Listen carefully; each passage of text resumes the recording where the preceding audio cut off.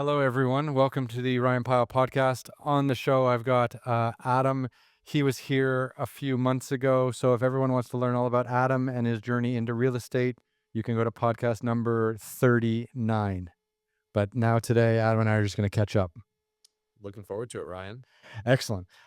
Glad you are here. Glad to catch up. So, did I hear something about an island? I happen to be selling an island in French Polynesia. Of course, you are. First, you bought it for yourself first. You lived on it for a few years and now you're reselling it.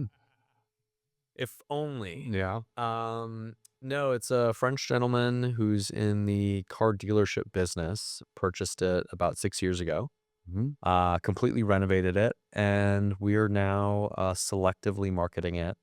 There's a very limited number of buyers in the market for French Polynesian islands, so it's a very specific type of sale. Right. Yeah. Hmm. Who is going to be buying a French Polynesian island unless they want to film a massive television series on it? Great question. So for islands, an island is basically like the highest echelon of trophy property. It's a master of the universe type of buyer. What I've done, I'm actually doing marketing in the top 10 private airports in the world. Anybody who buys an island, they're probably flying private. Mm-hmm. So you've got different pockets internationally where these people congregate. Monaco, Singapore, Hong Kong, London, Paris. Where this island is located, it's about 8 hours and 15 minutes from LA. Oh, wow. Yeah. So it's honestly, if you're flying private, it's 8 hours, 15-minute direct flight from Burbank. So the island has its own runway. So the island is part of an archipelago called Rangiroa, and there is Rangiroa Airport. The island comes with its own fishing boat. It's a 10-minute boat ride from the airport. Wow, that's fucking convenient. Very convenient. For anyone who's flown into LAX before and had to get home, a 10-minute private jet flight and a 10-minute, fishing boat ride to your island sounds pretty damn sweet. It sounds phenomenal. Yeah. I mean, it doesn't get more private than your own island. Yeah, and that's interesting. So look, we talked about this the last time you were here. Always thankful to have you back on the podcast. So you're a real estate agent. You're in Los Angeles. You're dealing with super high-end real estate here in LA County, Malibu, etc. How does someone find you and say you're the guy I want to list my island with? Or did you find them? How does that even work? So this was an interesting story. There was a French agent by the name of Gregory Morand who discovered me on social media and reached out. We had a series of Zoom conversations, and he was looking to partner with an LA-based agent because of Los Angeles's proximity to this island. And so he interviewed several. Our interests were pretty mutually aligned. We talked a lot about breath work and meditation, some self-development, and our own personal journeys. And I actually gifted him a breathwork private session with a master breathwork facilitator named Johan Erb, and it seemed to be pretty life-changing for him. And then I pitched him a strategy, and we decided to partner up and got the listing. And how long have you how long have you had the listing already? And how long does it take to sell an island? How long does it take to find a prospective buyer? Great questions. Because obviously it depends on the person. The day after you list it, the right person can come in and be like, oh yeah, I want to buy an island, and then just buy it. But it could take years, right, to find the right person who's motivated. And this is the interesting thing. It's only 8 hours from LA, but fucking Hawaii is 6 hours from LA. Yep. So that's amazing. For anyone who's building their dream home on Honolulu or Oahu or Kauai, for an extra 2-hour flight, you could have your own fucking island. Have your own fucking island. And who doesn't want their own island? Who doesn't want their own island? Good question. Okay, so you met this guy, the real estate agent. You guys kind of bonded, similar philosophies on self-care, similar philosophies on how to sell the island. You pitched the whole idea. But then, like, how long have you had it? What's the expectation? So we signed the listing agreement just before Labor Day. So it's been a little over 3 months. Um, it's a very specific type of buy. Like the question is, why would anybody buy an island? Wait, first of all, how much is this island? 22 million euros. Okay, so look, I mean, there's houses in Beverly Hills that are way more expensive than that. 100%. There are houses in Beverly Hills that are 5 times that. You sell them. But that's amazing. Like, so for someone in Beverly Hills or, Bel Air or Malibu who has a $50 million home, and there's plenty of them, $22 million for a private island doesn't sound that okay. Of course, all the numbers I'm throwing around are fucking ridiculous. But Yes. in that context, if you have a $50 million home in Beverly Hills, spending $22 million for a private island is not that big of a stretch, perhaps. Certainly not. Mm. Additionally, this island is operated as a short-term rental.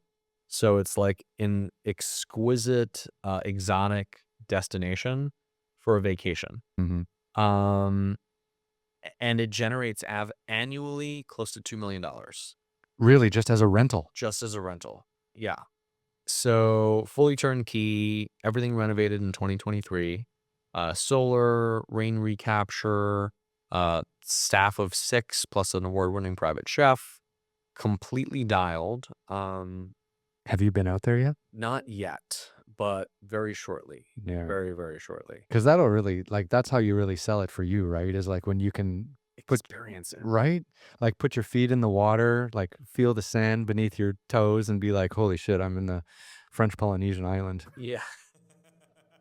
I haven't even been to Polynesia. I haven't been to Fiji or anything like that. Like that whole South Pacific, I've totally missed. I've been to Papua New Guinea, but that's kind of closer to Australia. Mm-hmm. But that whole like South Pacific experience, I don't know anything about that part of the world. It's very private. Mm. It's you think of Bora Bora maybe or Tahiti or there are certain destinations that are pretty popular. Rangiroa actually is for those who know French Polynesia. I mean, I've got friends who have been there who have actually been to Rangiroa, which is the neighboring island. Um, but it's remarkably accessible. And it also, as an income producing property, it's got a great what we call cap rate.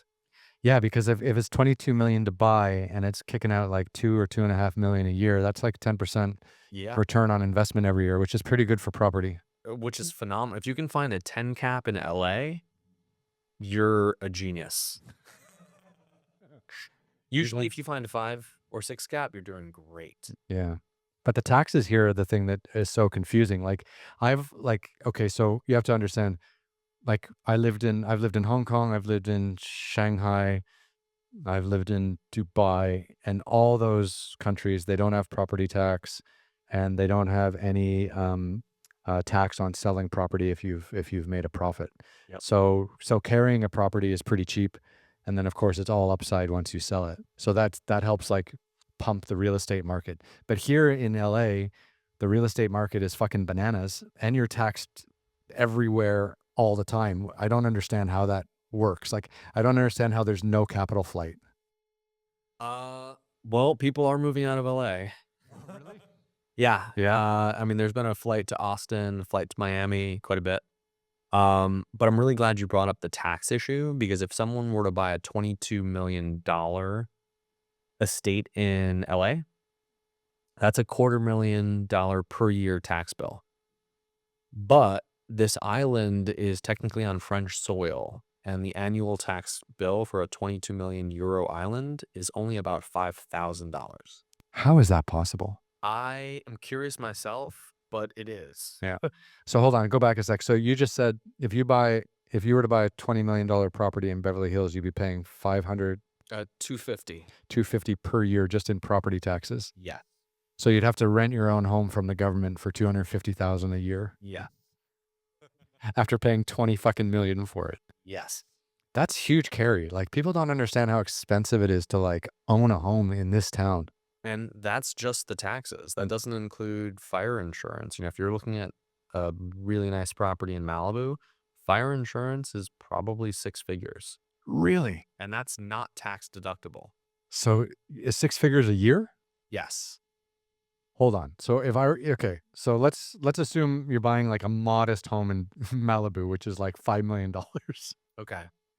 Obviously, there's $50 million homes out there, but let's say like you're buying your Malibu starter home for 5 million bucks. Are you saying on something like that you could pay 100,000 a year in fire insurance? Not on a $5 million home. Yeah. So fire insurance, what they're doing is they're covering the property up to the rebuild cost. So let's say it's a $5 million home. That's the actual structure plus the land. Hmm. The dirt's pretty valuable. The rebuild, let's say it's a 3,500 square foot home. Rebuild might be 3 million bucks. So your coverage would be about $3 million. A policy, depending on where in Malibu and how close it was to the Franklin fire, which just happened. That's right. There was a fire last week. Yeah, a pretty big one. But only 8 homes burned. Even though the news was crazy, only 8 homes burned. Hmm. The insurers will still definitely bump up property insurance premiums for sure. On a $5 million home with like a $3 million rebuild coverage, you're probably looking maybe 20-ish thousand dollars a year, give or take. Okay. Yeah. Which That's is not nothing. no Yeah. for insurance. That's a lot. Yeah. And like, how are people still building homes out in Malibu with all these fires? Like, it doesn't make any sense. Like, okay, so I've been hiking the last couple of weekends, right? So I was out in like Topanga and stuff like Oh, that. my neighborhood. Beautiful. Yeah. But it's so dry out there. Like you can feel it. Like just Crunchy leaves, yeah, brittle everything. everything is just yellow and brown, and you're just like, man, if someone's out here smoking or camping and they're not really aware of what's going on, like that whole valley goes up. Yeah. 100%. Yeah. And it happens all the time. Like it just boggles my mind how expensive the homes are, how people are still building, and how much of a fire danger it is out there. It's treacherous. Yeah. I like to so I live in Topanga, on the Malibu border, and I like to say, the fire risk is like, it's like a health and safety thing. Mhm. So when you look at a place like Topanga or Malibu, safety-wise, generally really safe neighborhoods. The fire risk is a really big risk though. So on the flip side, if you look at some place like Venice, not very safe. Mhm. Very low on the fire risk. So the question is, what kind of risk do you want to take? Being shot or being Burn. burned in your own home alive. No, no, no. Come on. LA is wonderful to live in. We're just being silly. But these are serious. Yeah, these are serious like considerations that everyone has to decide on, like when they decide where they want to live or where they want to buy, right? Absolutely. Yeah. Yeah. I mean, how many people come to you like because you're pretty well, I mean, you're very well known as a real estate agent. You're very well known as dealing like with high end property. Like how many people come to you and they just have no idea where they want to buy, but they know that they came across some money or something like that, and they just want to like get it into something bricks and mortars right away. It happens all the time. Yeah. Sometimes buyers will say, listen, I really want a home in Malibu. And we'll start looking and eventually find them a home in Santa Monica.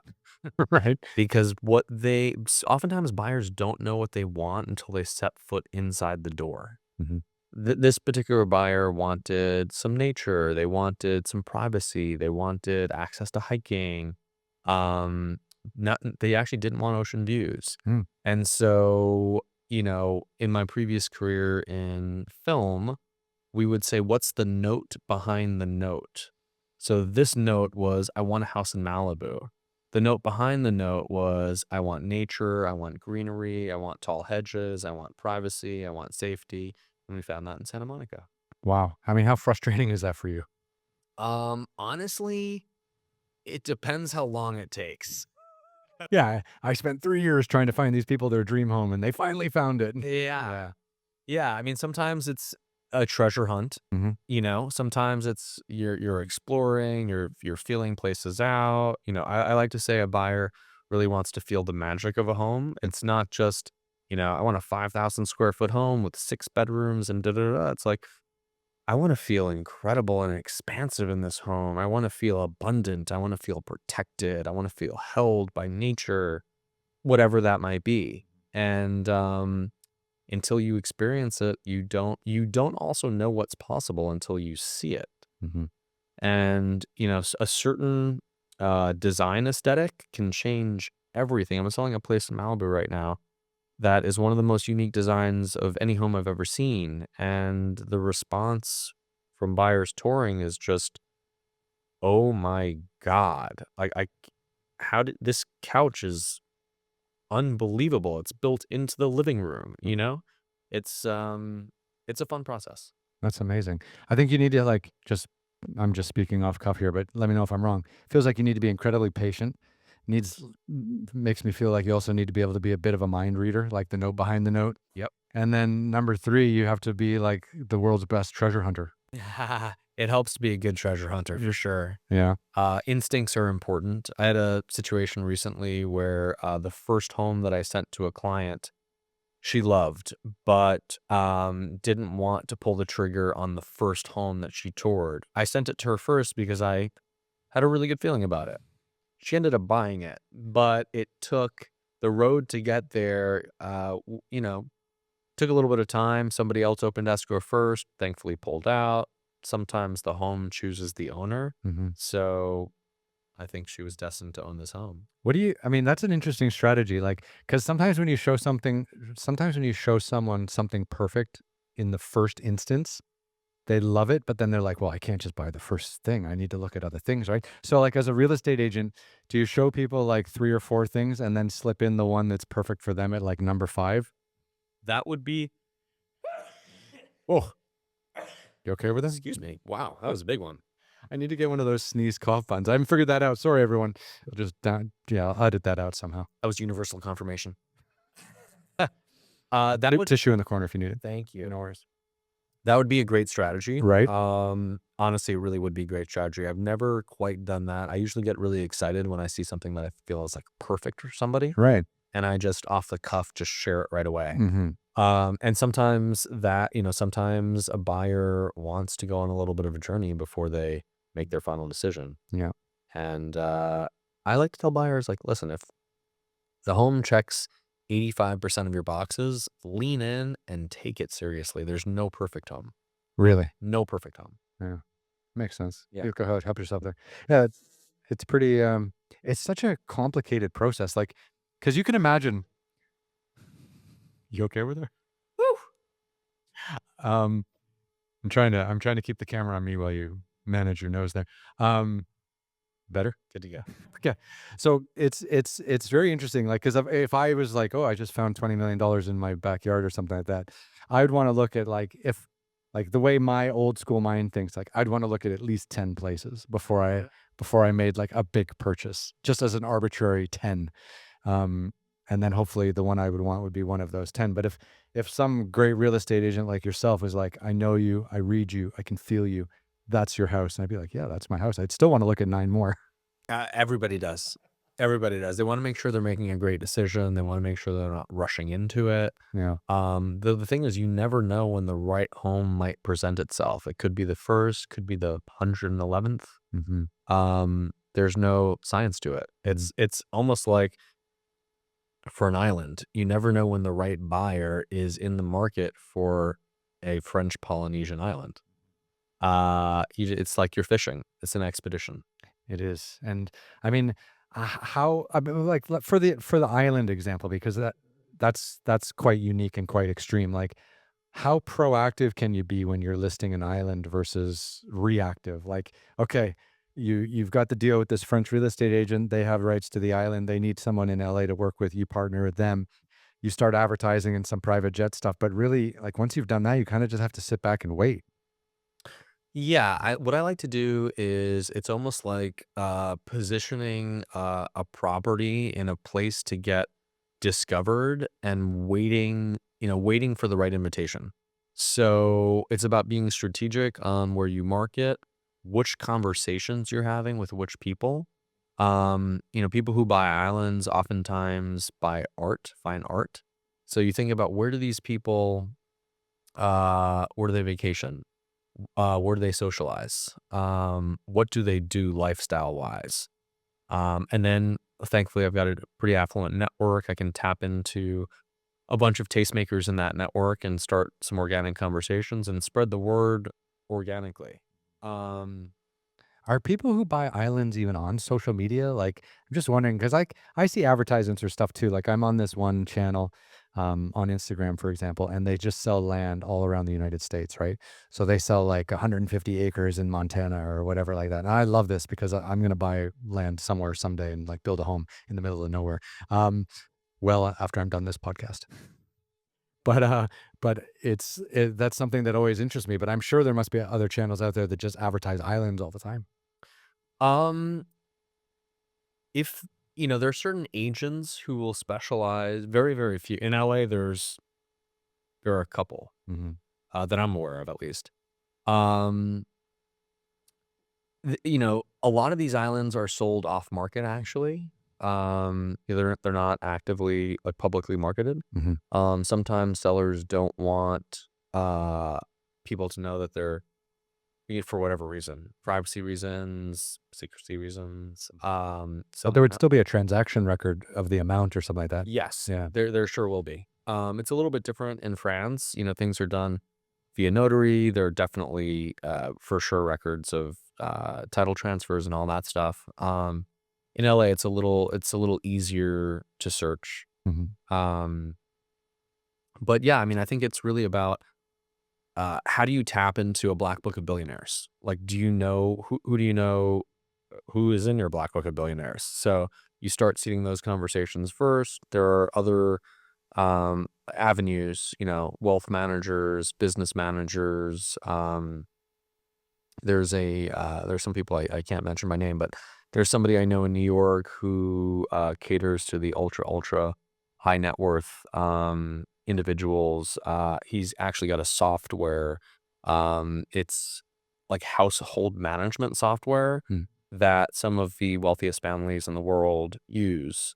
And these are the type of families that may or may not own some islands. And so yeah, talking to all of those people and then also presenting the opportunity as this is not just a trophy, but this is also a phenomenal income producing asset. So not only do you get the trophy, bragging rights, and the lifestyle, you also get a phenomenal investment. Um, yeah. And if you want to spend 3 months of the year there, go and do that. Right. No, it'd be beautiful. Like, can you imagine just chilling out on your own island every day? I've imagined that many a day. I don't know. I mean, it's, I just finished watching Lost. Like, I don't know. I missed that. I was in China for all of the excitement around Lost, like 20 years ago or 15 years ago. But they were on that island for years. Oh, here we go with the hat. Had to put it on. Okay, so what's the story behind this hat?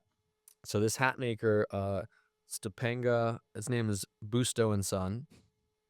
He's my favorite hat maker in LA. These are authentic Cabernet Sauvignon stains that I personally accidentally added to the patina of the hat. You can't have a wine drinking hat unless you got wine stains on it. I mean, I wouldn't respect the drinker. I've got my logo, Adam Brawer Estates over here. Okay. Yeah, the history of the hat is I wanted something very personal, very unique, um, very expressive, that would fit my personality, that I feel great about touring homes in. Hmm. You weren't just watching too much Yellowstone? Believe it or not, this was pre-Yellowstone. This was late 2020, early 2021. Nice. Yeah, I've designed multiple hats with I'm actually getting one made right now. Hmm. It's really fun. Yeah. Yeah, it's a really fun creative process, and I enjoy being creative both in real estate and in life, and hat making is one of those ways. Wow. Are we going to see like a whole, like line of hats, like different styles, different? Yes. Yeah. I've got a collection. The new version's really cool.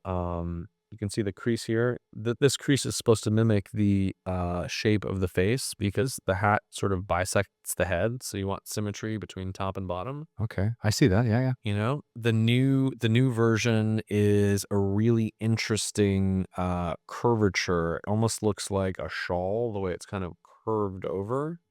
And some really cool I've got a Sagittarius embroidered on it, like an archer doing his thing. What materials are they?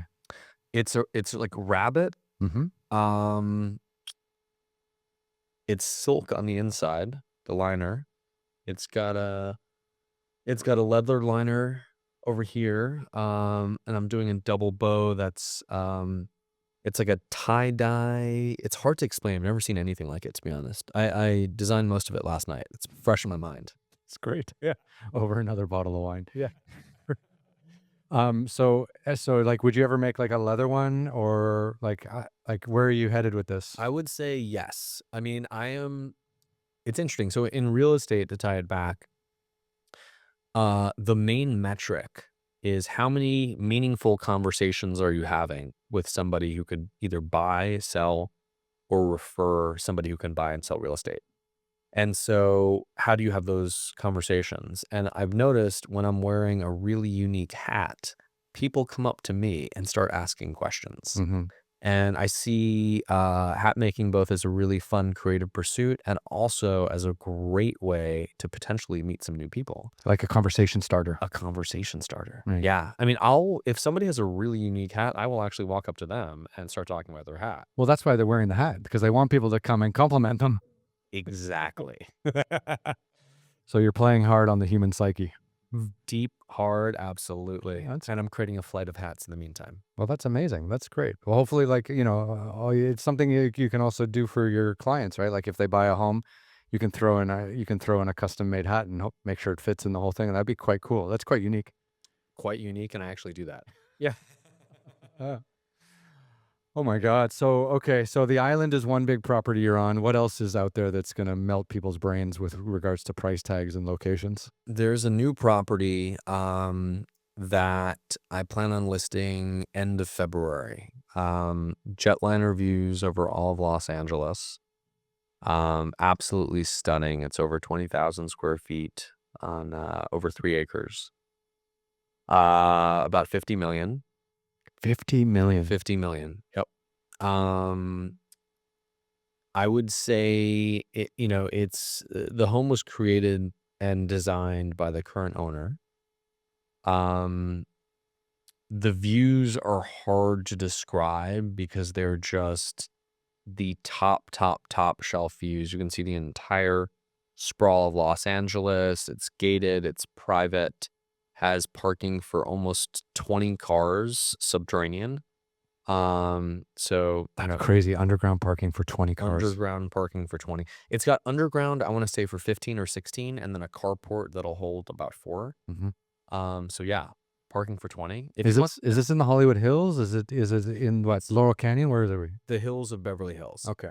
Yeah. As an it's got a massive pool. I mean, as an entertaining home, it doesn't get much better.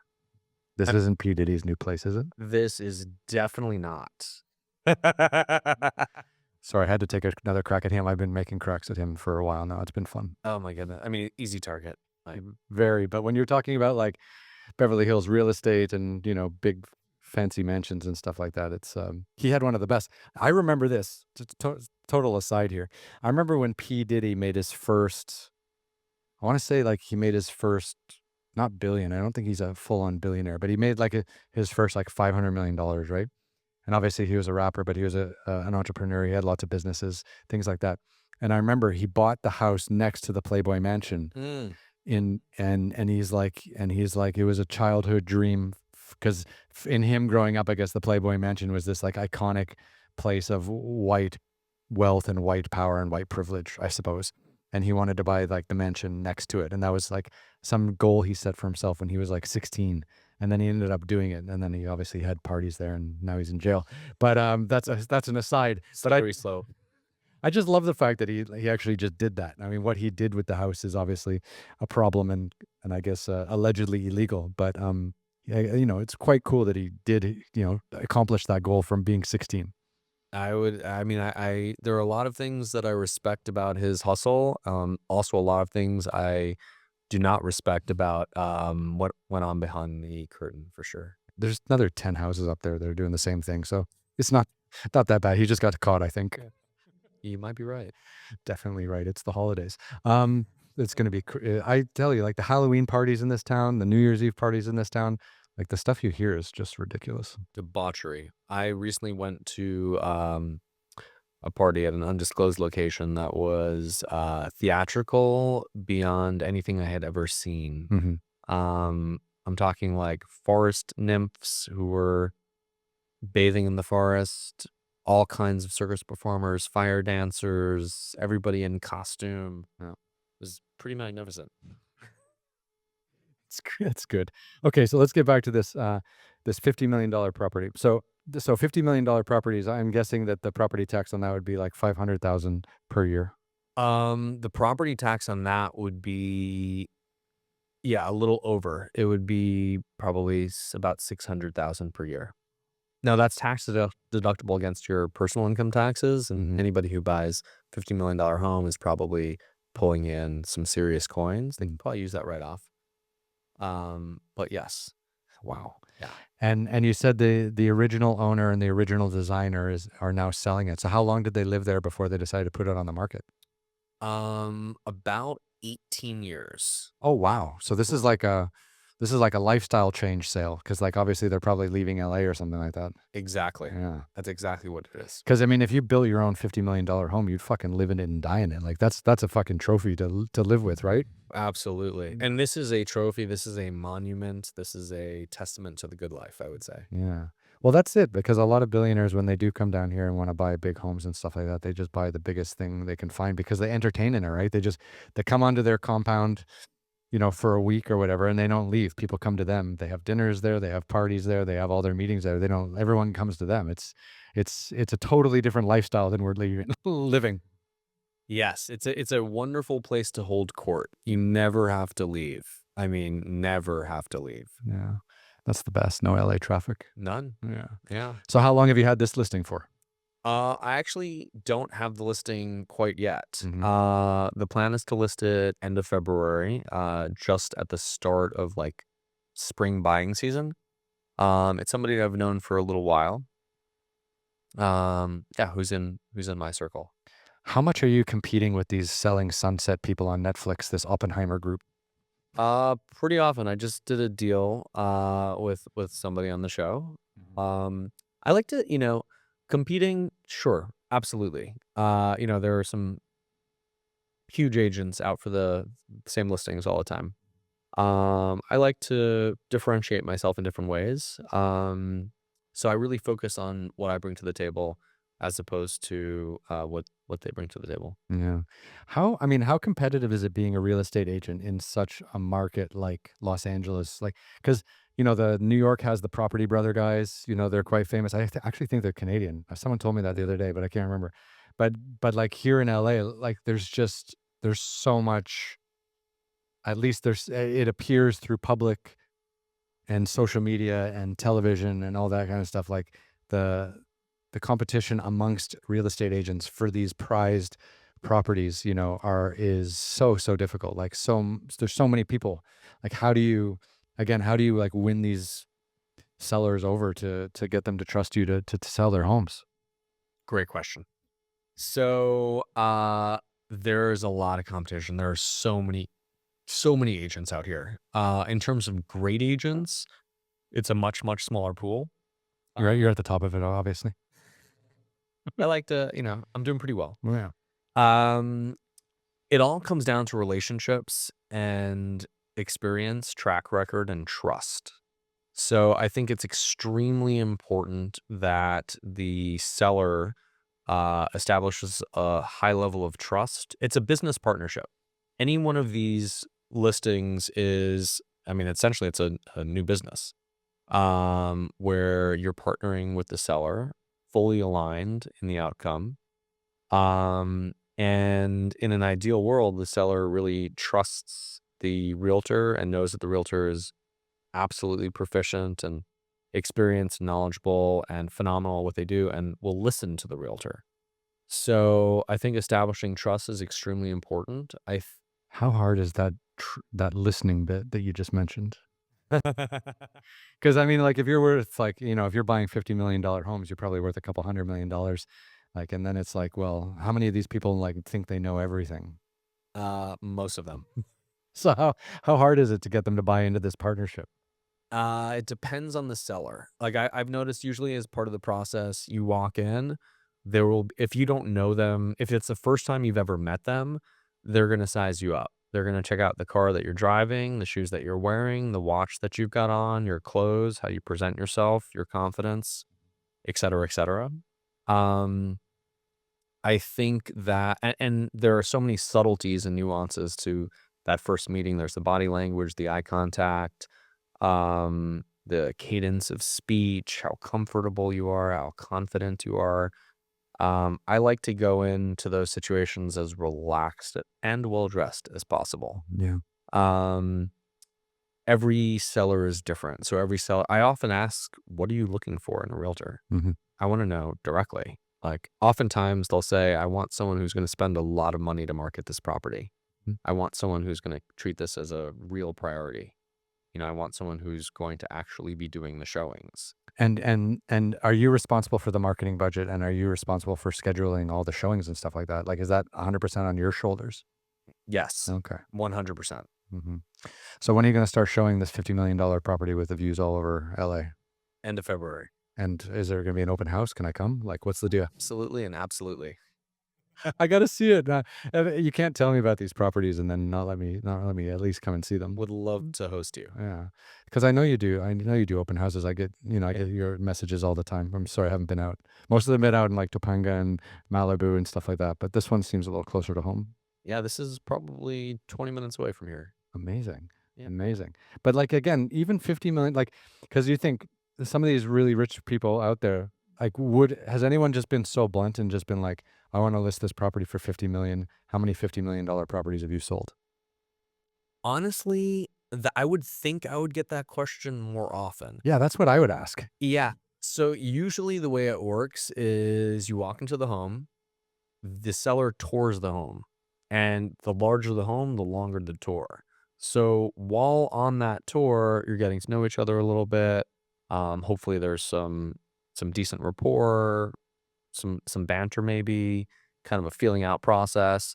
And by the time you sit down and share your book with them, which has yeah, past sales, accolades, et cetera, there's there if I've done my job really well, they're so comfortable and relaxed in my presence that it's not an interrogation, it's a conversation. Hmm.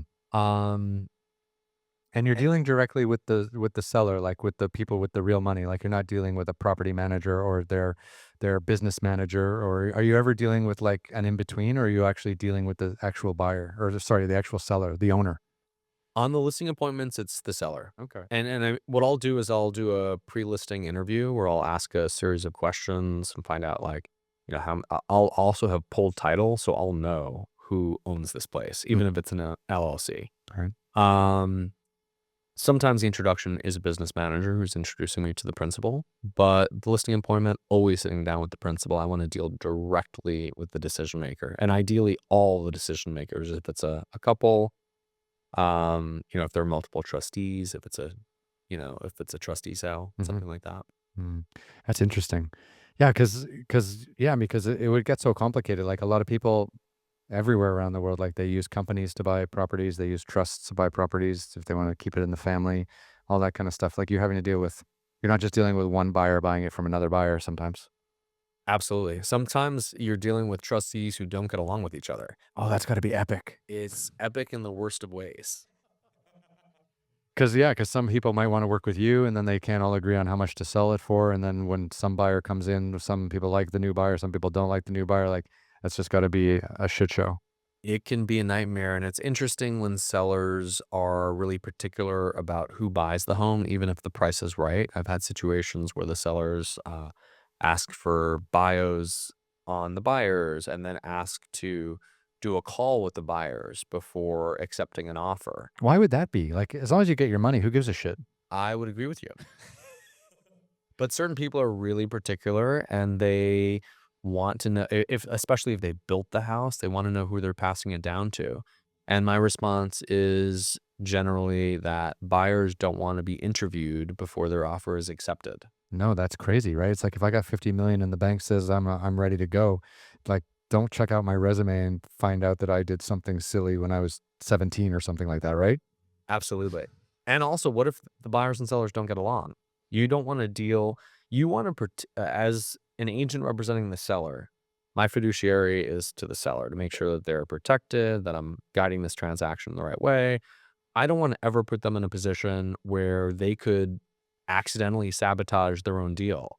And if you're putting buyers and sellers together to talk before you have a deal in place, that is a dangerous combination. Yeah, because anything could happen. Anything could happen. They could get into a political conversation and find out they voted for the other person. Which is a thing. Yeah. Not a good one. You know what I started doing? I've got this jacket. I got this like sweater that I've been wearing around town. It's great. Has a little Canadian flag on the side of it, and no one talks politics with me anymore because I'm just like, I'm Canadian. I don't vote. Brilliant. It's tough, like I've been telling people how hard the first year of living in LA has been. Obviously, LA is a great place to live and it's not that hard to live here. But like moving to the United States for the first time for me and coming during an election year was brain wrecking because just the amount of shit that goes in your head during an election year and you can't get rid of it. So I just, wanted to announce my Canadianness to everyone else so that they wouldn't also talk to me about it because I just couldn't handle. I love this strategy. So, I mean, you're a diplomat. I'm just trying to make my day a little easier. I never talk politics with clients. No, you can't. Yeah. Yeah. You can't. I mean, would you this $50 million property looking over the city, would you expect just based on your like initial feelings because you're going to list it at the end of February, which is only like what, 8-10 weeks away? Like would you think that this might come from an overseas buyer or a local buyer? I'd say both possibilities are absolutely there. Yeah. Whoever buys it, it's most likely going to be a large family. A home that size, I can't see a single person. I mean, it's possible. You could get, an heir billionaire who wants a little pied de terre in LA, Hmm. and has tons of disposable income and looking to park money into real estate. I would imagine the buyer's probably a family, Yeah. maybe a multi-generational family. Yeah, that makes sense. Yeah. Do they have like a little guest house and stuff? Yes. Yeah. That's nice, right? That's fantastic. So, like, where, I mean, is buying property in LA still like a good investment? Like, where do you see this whole space being like 10 years from now? Like, obviously, if you're in the entertainment industry, LA is still the place to be, but now they're building studios in Atlanta, they're building studios in Albuquerque, New Mexico, they're building studios in Nevada now. Like a lot of people in the entertainment industry are using this as an exit to get into a lower tax jurisdiction to get out of California. Where do you see LA real estate as being, still having good value in 10 years time? I think in 10 years' time, average property value is going to be up, 50% from what it is right now. Really, it's just never going to stop. There will be cycles for sure, but over the long term, LA has such a diversified economy. Not only do we have entertainment, which you don't at this level where you only really have in New York. We have aerospace. We have every industry you can possibly imagine here. Mhm. Lots of company headquarters. The C-suite lives in Los Angeles. The demand perennially, LA is a top 3 city internationally for real estate. I just don't see that changing. Mhm. So demand, I see continuously really high demand. Um, Inventory will pick up probably this year. Rates will come down. That means prices will go up. Yeah. These are historical markers. Mhm. Um, I very bullish on LA real estate, not just because I sell it, but I'm very bullish on it for the long term. Well, it's such a great place to live. Like when you think about places in the world where you can live, where you have a truly pleasant 12-month a year weather cycle, where you can be just as comfortable at 2 p.m. in the afternoon in January as you can in August. It's pretty rare. Like, cause I did this, right? Like I lived in Dubai for a few years, and when I first moved there, it was kind of fun because it was tax free. I was in the Middle East. I was able to travel around. But then for 6 months a year, you can't live there, right? So even though you're tax free, and even though you've got a rental property there, for example, you still have to spend 5 or 6 months outside of the UAE or whatever, the Middle East, and then you need a second property. And are you going to buy that? Are you going to rent it? Is it an Airbnb? And you're in this constant flux of like 6 months here, 6 months there. Now, sure, if you're a billionaire or whatever. Maybe you've got 5 houses around the globe and you know exactly when to be in each one for the perfect weather. But for the rest of us out there, finding a nice home in a place that you actually want to live in 12 months a year is a big deal. Big time. Yeah. Yeah, I think lifestyle is one of the big drivers. I had lunch today, for instance, on the marina in Marina del Rey. It's December 16th. Gorgeous day, about 70 degrees out. I'm from New York. It's a little different there right now. Slightly. Slightly different. Yeah. So in term like Los Angeles is a city for me. It's not a cosmopolitan center like New York, but culture here is pretty great. I mean, the restaurant scene's fantastic. The art scene is really, really growing in a beautiful way. Um, the parts of LA that are not super advantageous for real estate, one, as a landlord, unfortunately for landlords, this is a very pro-tenant state. Mhm. Um, Many other markets in the country are much more pro-landlord. Walk me through that because this seems to make no sense to me, and I have a reference that I'll mention shortly, but like if you own a property and you have that property certificate, and then someone comes and rents your property and you have a signed lease, and then they don't pay rent for like 3 months, it's really hard to kick them out. So I know a property around here where some people moved in and they paid like their deposit, and then they paid like first month, second month, and then they didn't pay rent for 6 months because they knew that the property manager would have a really difficult time kicking them out. And that boggles my mind. Like, if you don't pay your rent, you're fucking gone. Like, if you own a property and your tenant doesn't pay their rent, like, they're out the next day or a week or whatever. But the fact that this can go on for 3 months or 6 months or even a year is completely ridiculous. So walk me through this. Unfortunately, it is completely ridiculous. So it takes time. There are different pockets within LA. It's called RSO. It's basically rent control. Hmm. Eviction in LA takes time, unfortunately. Mm. And unfortunately for landlords in LA, there's a certain court. There are 11 seats on the court. 7 of them are people who rent legally. 4 of them are owners. And so lots of tenant rights issues go through this court. Obviously, with 7 of 11 people being renters, Hmm. uh continuously the verdicts are in favor of tenants. And so there are ways. There's what's called cash for keys you can buy, which is kind of extortion. You can buy tenants out. The eviction process takes months, sometimes longer. It depends on the severity of what's going on, how long they've been in there, etc. Should be much easier. Yeah. If you're not paying rent for at least 30 days and you're given written writing, it should be pretty cut and dry. You should be kicked out. Hmm. But unfortunately, in the state of California, that's not the case.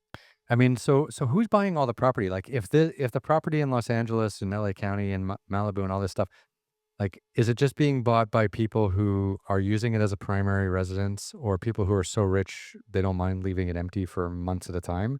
Because the landlord scene doesn't seem so great here. Like, if I buy a property in Beverly Hills and I rent it out and my tenant doesn't pay rent, I can't kick him out, right? And then you've got super high taxes as well. And we were talking about 10% for your island return on investment. If you buy it for 22, you can rent it out for 2.5 a year. But in LA, you're looking at maybe 5% at best, and that might even be before taxes. Like, that doesn't seem like a great deal. Like, I don't know, like, is anyone buying properties just to rent them out, or is that even a profitable business? So I'm in one escrow right now where I'm helping clients buy a fourplex. Okay. So 4 units, 4 two-bedroom units. Um, See, that seems like a good deal because then at least you've got some diversity, right? Like, you've got 4 units, like, they're not all gonna fuck you at the same time if you're the landlord. So hmm? that seems like a little bit better of a hedge. But if you just buy like 1 unit and that one tenant doesn't end up working well and doesn't pay you, like, you can't get rid of them.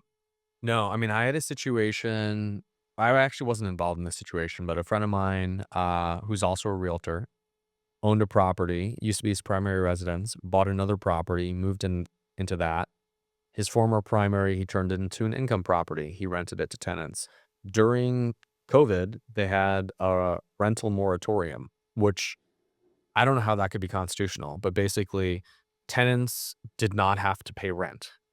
But the owner still had to pay their mortgage, which is crazy to Mhm. me. Yeah. These tenants for 8 months did not pay rent. That was a real thing here? That was a real thing here. Anyone could apply for that? You didn't even have to apply. You just said, like, "I'm not paying rent," Yep, rental moratorium. and the owners still had their mortgages, nothing changed? Yeah, Well, how do you pay out when there's nothing coming in? Like, that's basic fucking math. exactly. Absolutely insane. So there are certain things that are really important. Tenant screening, extremely important. You want to get references for the last 2 landlords. Obviously do a full background check, criminal investigation, make sure there are no bankruptcies, make sure that, um, their past landlords say they paid rent on time, no issues with that at all, great credit, ideally a meet. Maybe check other references, personal references, bosses, etc. You want to do a full deep dive on the person and their background or the couple and their background and make sure that they seem like great fits. Well, yeah, because that was super hard for me when I first moved here, right? Because I hadn't lived in the United States before. I have no credit rating here. I had no bank account here. I had never rented an apartment in the United States before. So all my references were abroad, and that caused a bit of a problem at the beginning. But it's funny, in Dubai, when you rent out an apartment in Dubai, if you pay the full year up front, you can get some discount. So they usually don't let you pay like month to month unless you have like a government job or a super stable job, like you work at a bank or for a big insurance company or something like that. So if you're like an artist like me, or someone who has their own business or whatever, sometimes the landlords will get you to pay 12 months up front, but they'll Mhm. give you a bit of a discount. But then that gives you a 12-month window where now you don't have to worry about rent. And then also too, the landlord is protected. And then, with 3 months left in the lease, you start to negotiate the next 12-month package and what you're going to get. And I actually kind of like that. Like 12 months rental is a lot to come up with right away. Absolutely. It's no small joke for a working person. Um, but the discount kind of made it worthwhile, and then it's nice to kind of be free and clear of that rental expense. And also too, it benefits the owners quite a lot. But it's only for people who don't have that stable job or stable income like myself or other entrepreneurs. Totally. Yeah. Yeah, I mean, an astute landlord is going to qualify a tenant the same way a bank will qualify a borrower. So sometimes you ask for 2 years of tax returns. You could even talk to the employer, but Mhm. income verification, proof of funds, all of these things. I've only had one instance. I was My client owned a beautiful home in Beverly Hills in the hills, and we rented it out to somebody who, we did a pretty thorough background check on him. Um, Issue was the COVID rental moratorium, and this renter, really shrewd business guy, just stopped paying rent because he knew he could get away with it. Wow, what a And dick. yeah, what a dick. Had a lot of money offshore. Mhm. Um, and eventually we got him out. I can't remember how we did that, but he got away with like 6 months of not paying rent. Wow, That's on a the luxury property. On a luxury property. That's the only instance in my experience where I've had a client deal with that, unfortunately. Yeah. But I did lose the client. Yeah, I mean, that's the thing, like, it doesn't like, you can't there's no background check that's foolproof. Like, people can look good on paper, but be complete scumbags, right? Yeah. There are, especially when you get into the super, super high end, there are con artists out there. Mhm. Fake proof of funds. You really, you want to dig pretty deeply.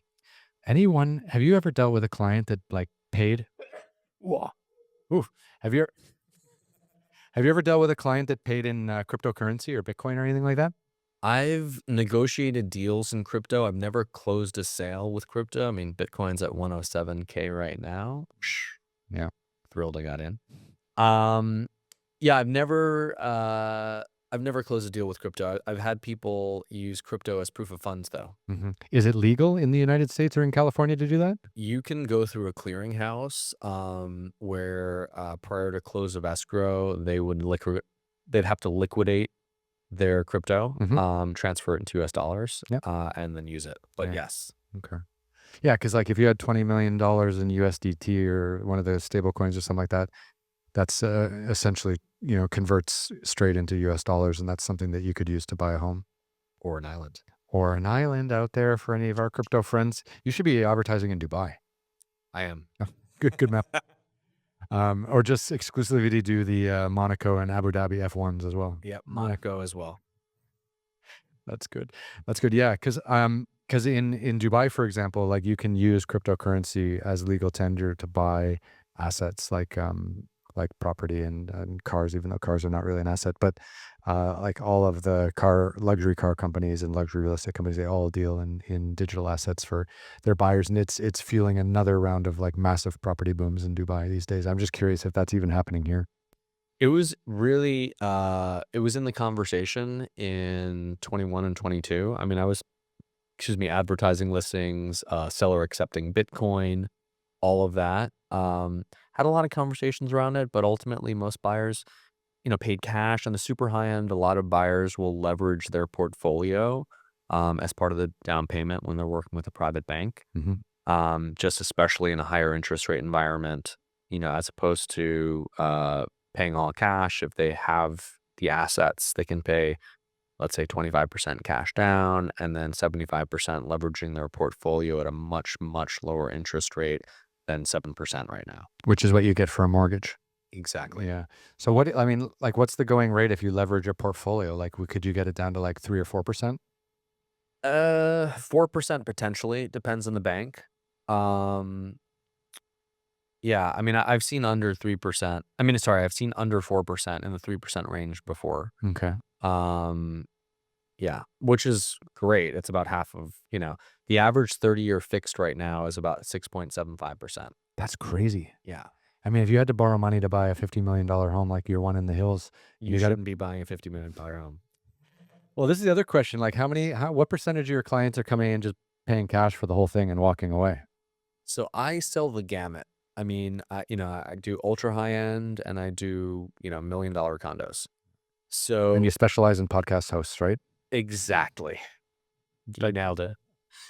So the lower on the price scale you go, the more they're going to leverage generally. You want a little bit more of that? I would love this hibiscus you made is absolutely fantastic. No worries, buddy. Let's get Perfect. into that. Cheers. Cheers. Cheers to you. Cheers. Cheers. To our health. To our health. Very tasty. That is delicious. Yeah. Thank you. Yeah, I love making it. It's like really calms me down too. I'm thinking about putting like hibiscus tea maker on my Instagram profile and just making it official. I think you must. Okay, I interrupted you. So back to cash versus mortgages. Yeah, I'd say the buyer who's buying in the 3 and under space, generally it's rare that someone's paying all cash. Mm-hmm. It happens, but it's rare. Usually it's 20% down, 80% loan. Mm-hmm. When you get, into the high-end luxury, oftentimes, I mean, a lot of times it's all cash. Mm-hmm. Yeah. Yeah. It's interesting, like, because obviously super rich people, they tend to be invested in the stock market, and then they can leverage against their portfolio without ever having to cash out. So they're able to borrow against their portfolio at a lower rate than most people get mortgages, and then they can pay it off over time, and they don't have to actually cash out of their stock, which is fluctuating all the time, and you don't want to miss on the next up kick. So it makes total sense that even really high end buyers aren't just paying all cash for stuff. 100%. Yeah. Yeah, it's smart leverage. Yeah. That's wild. That's wild. What else you got going on other than this island and this $50 million property? I mean, what else is keeping you busy? Going to Todos Santos for New Year's. Where's that? Mexico, close to about an hour and a half from Cabo. Okay. Yeah, excited about that.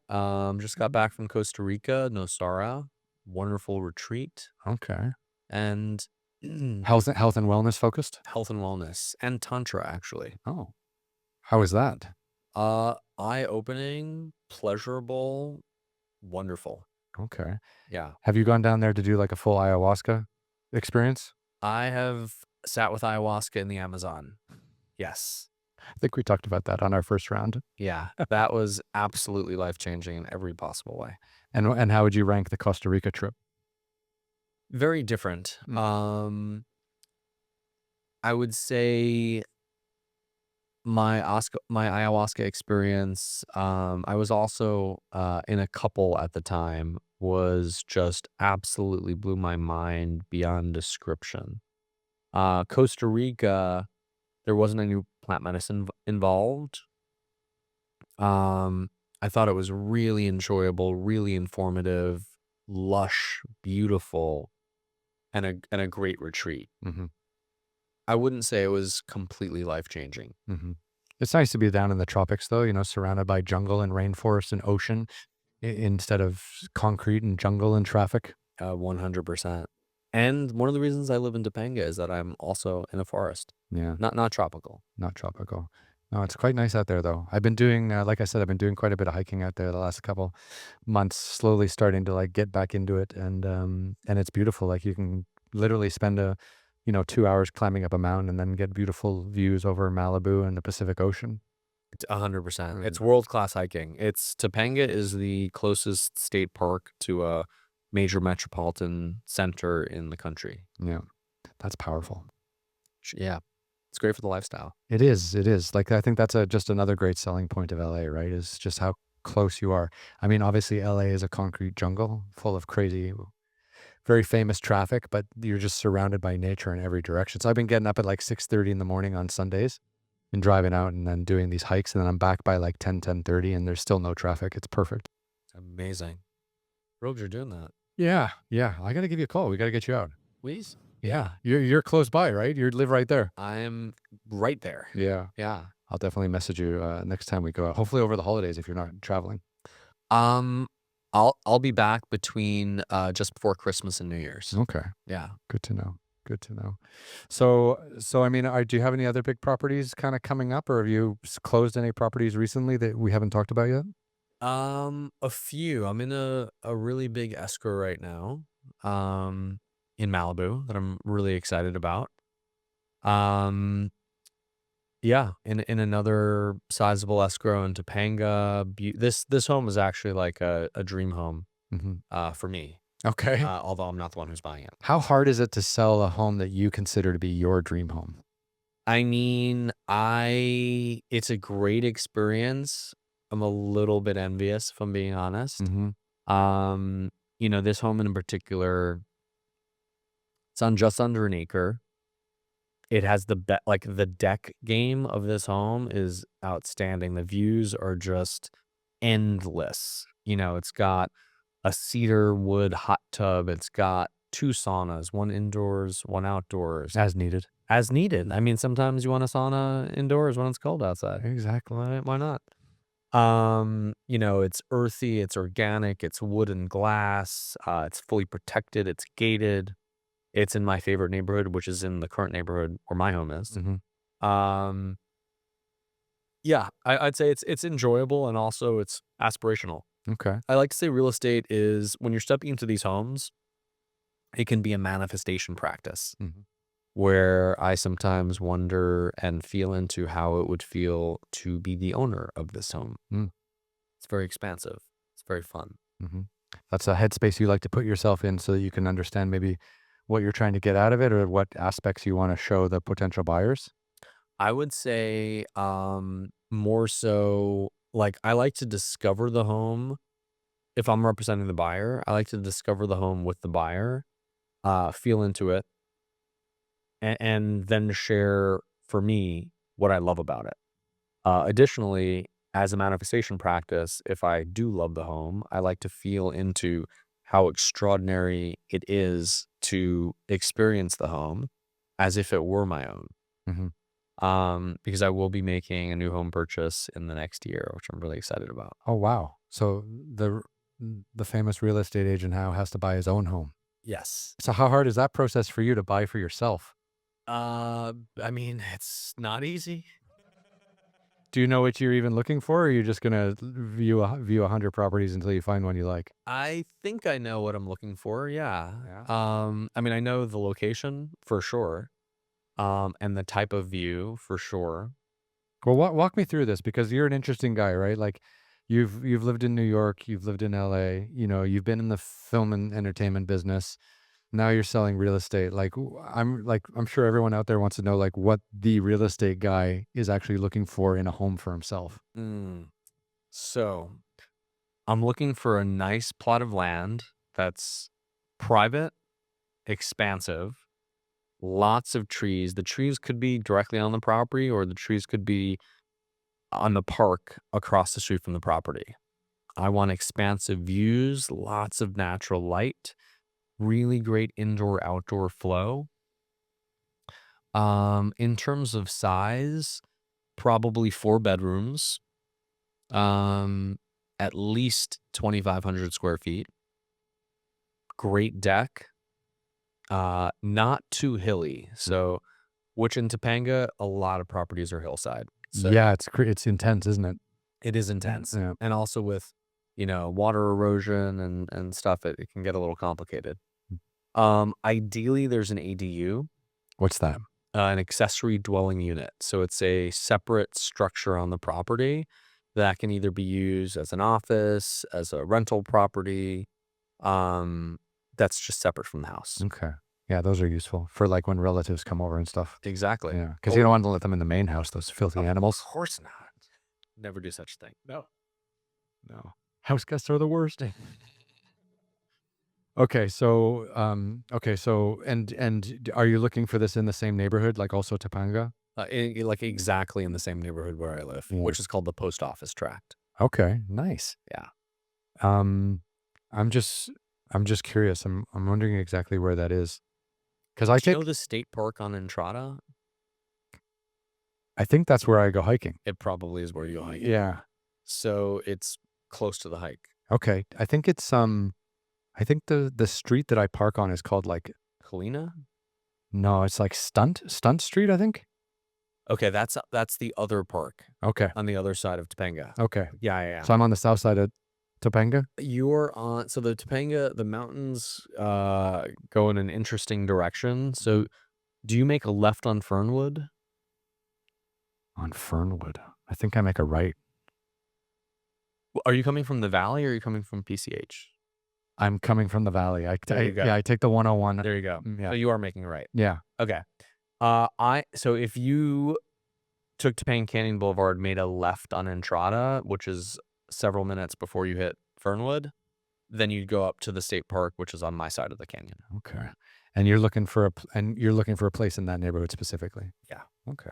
Which is where I currently live, and I love it. Yeah. I mean, what's the benefit of living out there? I mean, we mentioned like safety versus fire hazard, but can you throw a few others out there?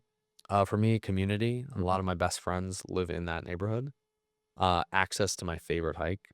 Love this hike every morning. Good. Um, it's only a few minutes from Topanga Town Center, Pine Tree Circle, and my favorite pizza place, Endless Colors there, Canyon Gourmet, bunch of really cool shops. This hat maker, Busto, is right there. There you go. Need to be close to my man, Enrico. Also, it's about, depending on how high up, it's 8 to 10 minutes to PCH, which is super quick. My office is 20 minutes away. It's really convenient in terms of location in Topanga. It's very centrally located. It's not like deep towards the valley or towards Calabasas or way up Fernwood. It's just a very convenient location.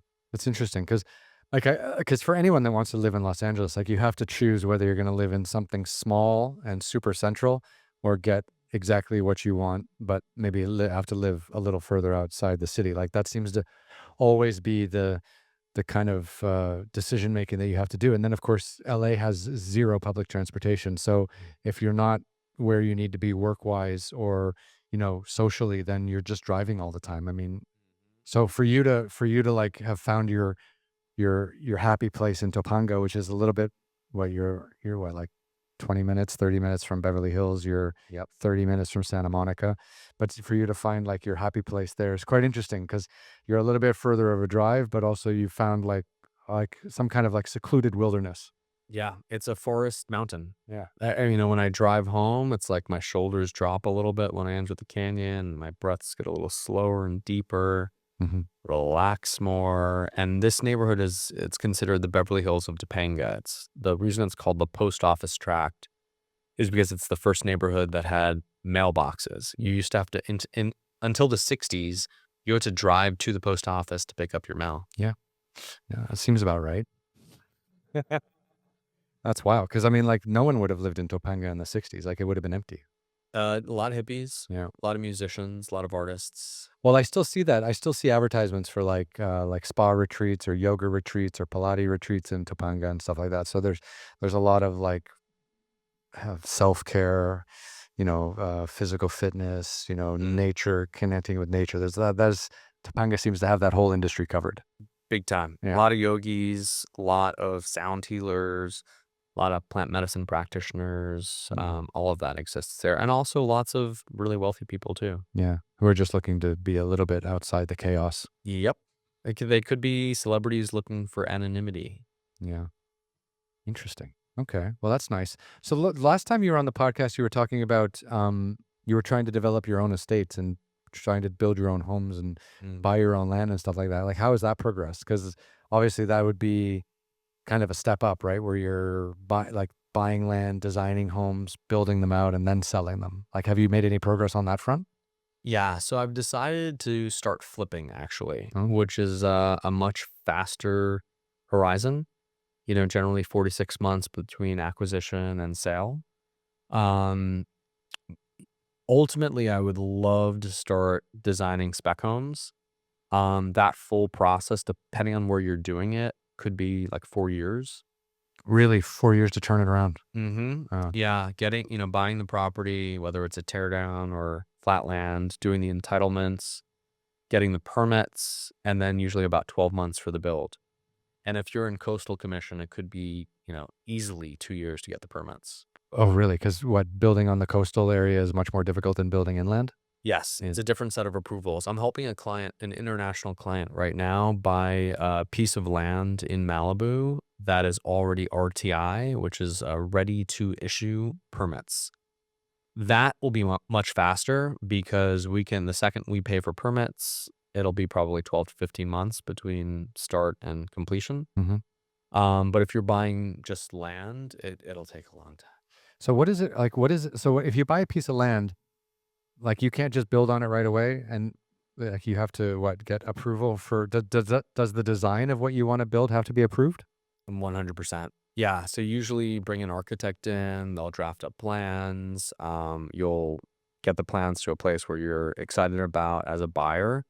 Then you'll probably hire a permit expediter who knows the ins and outs of the city of Los Angeles or whatever municipality the land is in. And you'll go through the approval process. It'll go through plan track and building and safety, and inspectors will come out and check on the land, and it's very complicated. It seems like it takes a long time too. It takes a really long time. So for like a super rich person out there who buys $100 million perfect piece of property on the Pacific Coast Highway in Malibu, looking over the Pacific Ocean, dream property, but it has no home on it, like you could be in a situation if you haven't thought it out properly or worked with someone like yourself properly that you might not be able to build what you actually want to build on that home, and you might not be able to access that piece of property and live on it for years if you haven't really thought it out and worked with someone like yourself who's very knowledgeable. Absolutely. And I always advise buyers, like during the diligence period, really check everything out. I mean, bring on an expediter early, especially if there are no plans, Mhm. like talk to the city, find out what is feasible, what's not feasible. Mhm. And are those services that you would do? Because like, if you're buying $100 million property and you're an international wealthy business person, they're not going to do all that stuff. I would put the entire team around the client, Yeah. 100%. Yeah.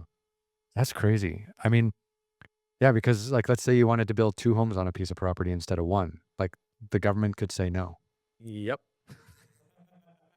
That's amazing because like everyone, it's funny. Like everyone. Okay, so this is the backstory. Okay, I'm watching 1883. Have you watched this on No, Paramount? but I'm familiar with it. Yeah, so it's the pre-story to Yellowstone, and it's funny, like all these German immigrants and European immigrants, they come over to America, and they expect it to be free, and then they hire, Sam Elliott is one of the characters, and they hire these sheriffs and stuff like that to take them out to Oregon, right? But the whole way they're just getting killed, right? And they're just dying like every day. It's just brutal.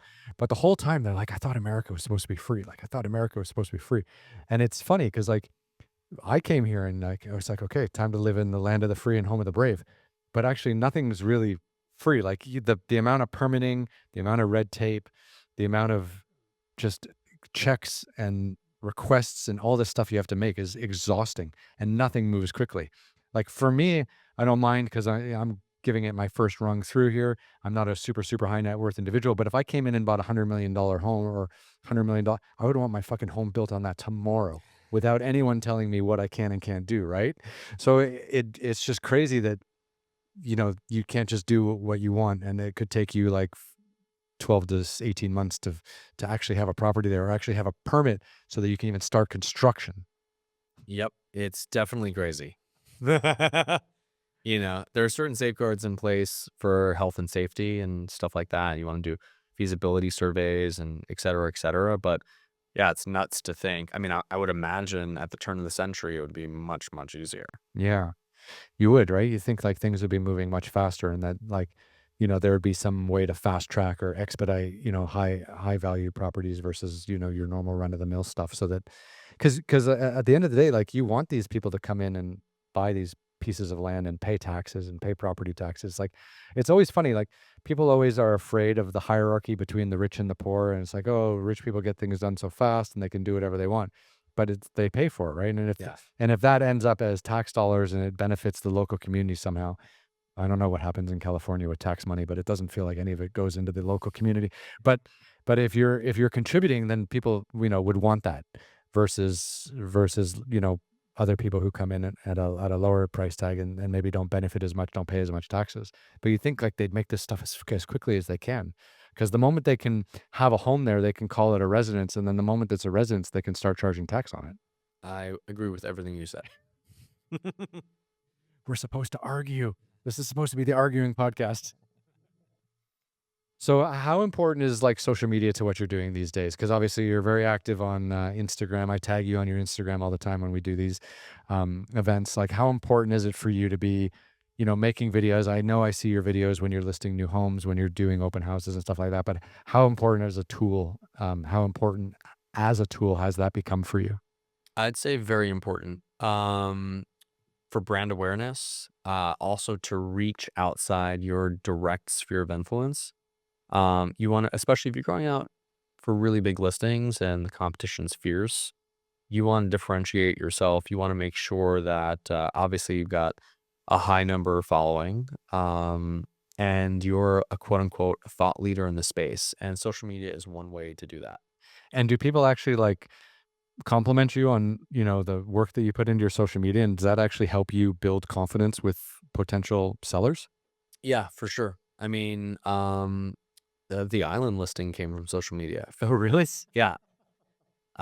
You never know who's on your social media, Hmm. truly. That's the scary thing. Yeah, that too. I have been hacked before. Oh, have you? Yeah. I had my Facebook hacked like a couple months ago and I still don't have it back. I got the guys who hacked it to stop posting and I got them out of the account as admins, but they haven't relisted me as an admin. Oh, So now I'm in this like somehow like this pseudo I can post, but I don't have full control over my account. It's very strange. And it's been like 6 months. wow. Yeah. That's really annoying. No, Meta's the worst, man. Like Facebook and Instagram. Like I wasn't even really using my Facebook account that much because it's for grandmas and racists and people like that. But Instagram, like I didn't get my Instagram hacked because I never connected the two. You know how like Meta wants you to connect WhatsApp and Instagram and Facebook, but then when one gets hacked, they all get hacked. Then you're fucked. The more connected we are, and then there's a slip up, we're totally ruined. So yeah, so that's been my 6 month ordeal with Facebook. It's been brutal. Oof. I hope it's resolved as quickly as possible. I was hoping to get a Christmas gift, right? Like, we're going into fucking Christmas. Like, I don't wanna have to carry this shit into 2025. Clean the slate.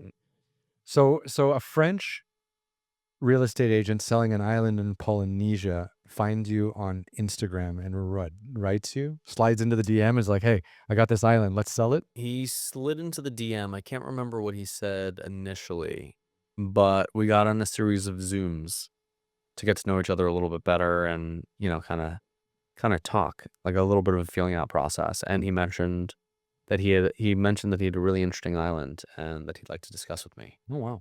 So I leaned in. Wow. I mean, wouldn't you think that like a message like that is just spam, like from some crazy fucker who you don't know? Because like I have an island. You want to sell it together? It's like, is this some Nigerian like banking scam where you have to fax your bank details in, like from the 1990s? I did think it was probably a scam at first. Yeah. But after like the third Zoom, I realized that this is not a scam. And there are a lot of weird scammers in the space. So Walk me through that. you'll get, as a realtor, I get emails all the time from people. I don't know what the end game is. Usually what they'll say is, I'm looking to buy, a $5 million home in Beverly Hills, like before the end of the year. Is that something you could help me with? And those are requests that you just don't get. Hmm. So, but I have had a few conversations. Usually they'll transition like the communication to WhatsApp, which is another red flag. Oh, really? Yeah. Usually I've heard stories, hasn't happened to me, but I've heard stories that once you do that, then they'll hack into your Instagram. Oh, really? How? Yeah. Wow. And so, So they're specifically targeting real estate agents. yes, they're specifically targeting real estate agents. Uh-huh. The second anybody says, I'm available on WhatsApp, but not on the phone, I immediately block that caller. Okay, that's smart. Yeah. Yeah. Well, well, but when you contact someone on WhatsApp, their phone number is on there also. Mm-hmm. Usually they're almost always international numbers. Right. Yeah, only international people use WhatsApp. It's funny. Yeah. Like no one in the United States uses WhatsApp. Total. But Messenger is such an inferior product. Yep. Yep. Yep. We got to get the Americans educated on WhatsApp. So what other scams are out there that you've recognized? I think this is great. There are buyers who create fake proof of funds, who make offers on properties, or impersonate other people. Hmm.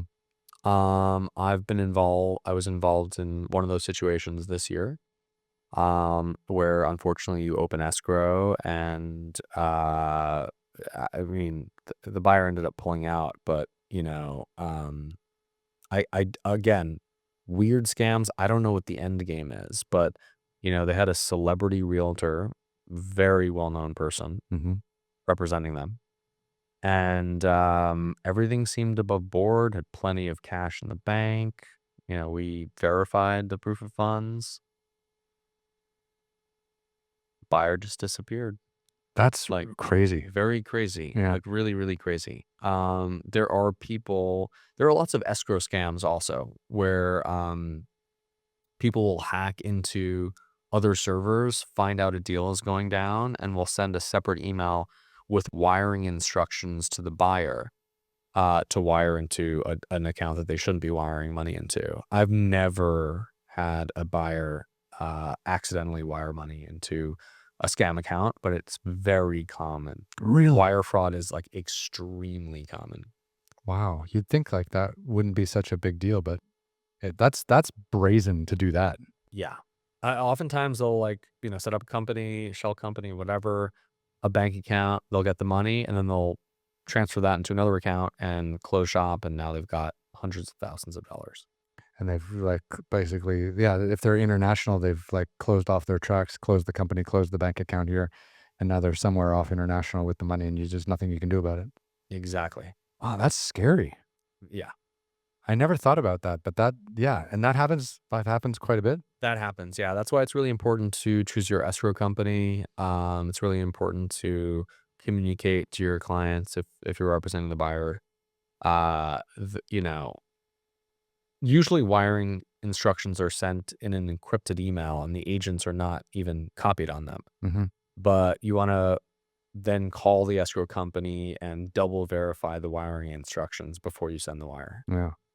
Wow, that's like there's a lot to do that's in the like in the hands of the buyer, right? Just to protect that transfer of capital. Yeah, 100%. And that's why it's important to have a great realtor and a great team Mm, going into the transaction. yeah. It seems so strange. Like people probably don't think that the United States has that level of like real estate fraud Mhm. or transaction fraud because I guess people think things here are pretty buttoned up, but it sounds like it's a little bit more of the Wild West. It's a little bit of the Wild West, I'd say. Is that just because this market's like crazy hot, or do you think this is happening in like smaller jurisdictions also? I bet it's probably happening in any market with very high purchase prices because usually it's a 3% deposit. So 30 grand for every million. Right. So, if someone's buying a $10 million property and it's 300 grand, it's like that's when you're going to see scammers stepping in. Yeah, more bang for your buck and more bang like more cash for the risk associated with that kind of fraud. Exactly. Yeah. Yeah, New York, Miami, LA, San Fran, a little bit less so now.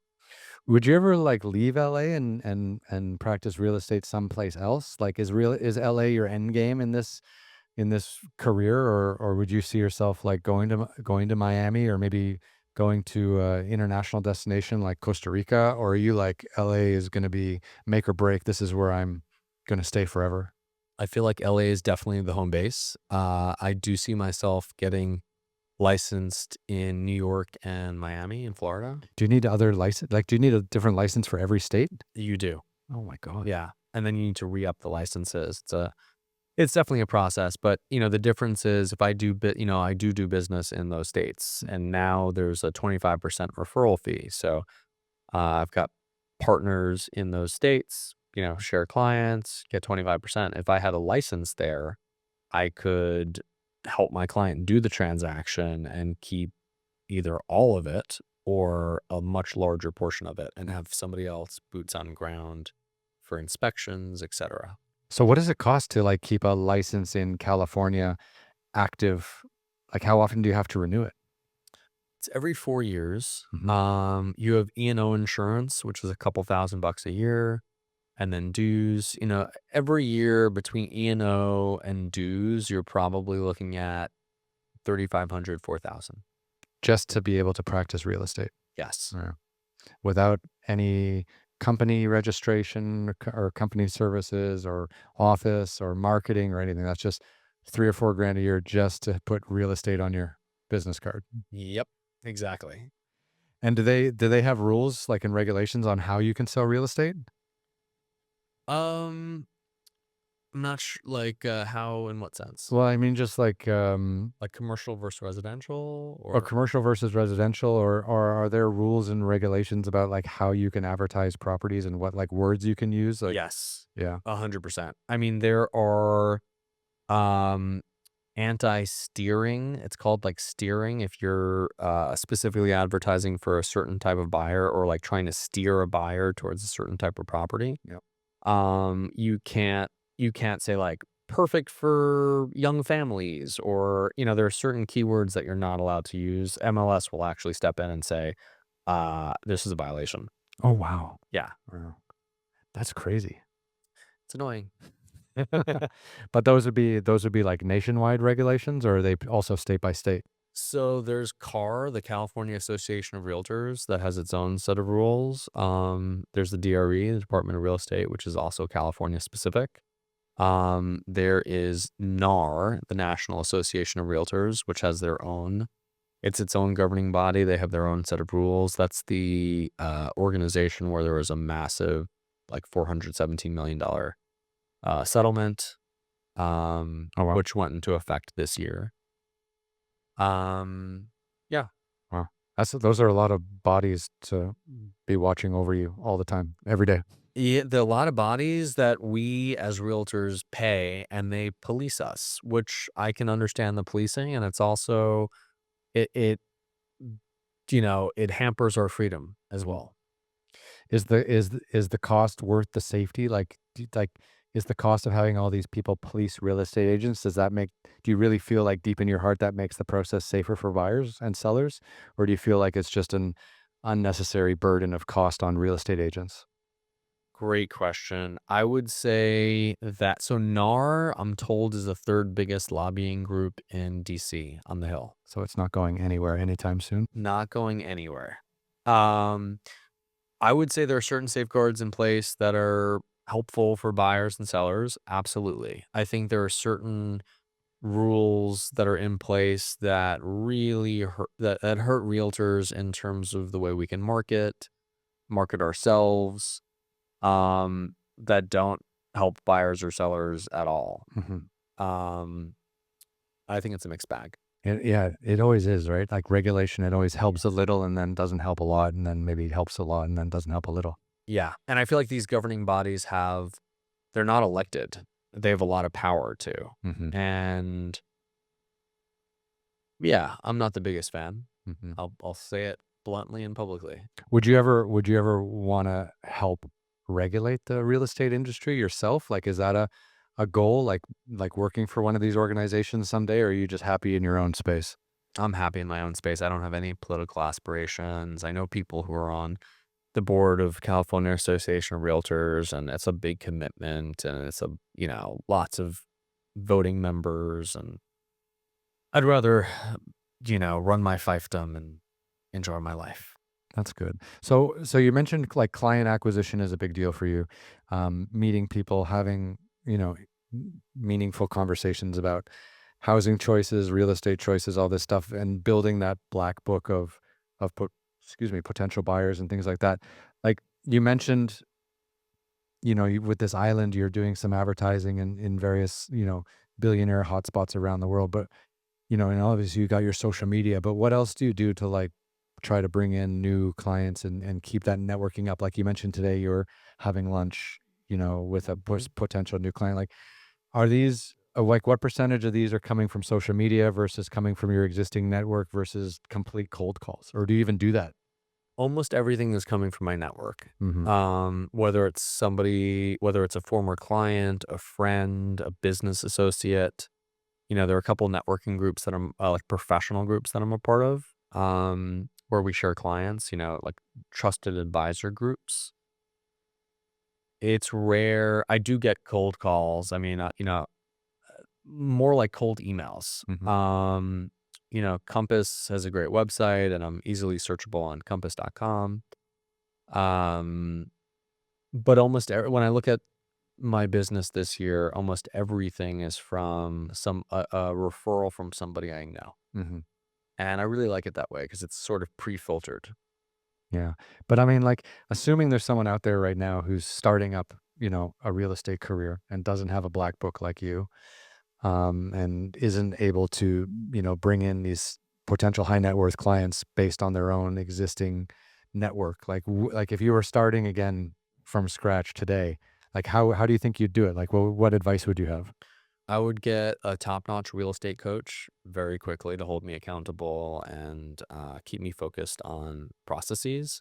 Hold on. There's real estate coaches, Yes, I have one. like life coaches and business coaches. Like, there's Oh yeah, yeah, that's a whole industry. it's a big industry, believe it or not. Really? And a lot of realtors, surprisingly to me, don't have coaches. Hmm.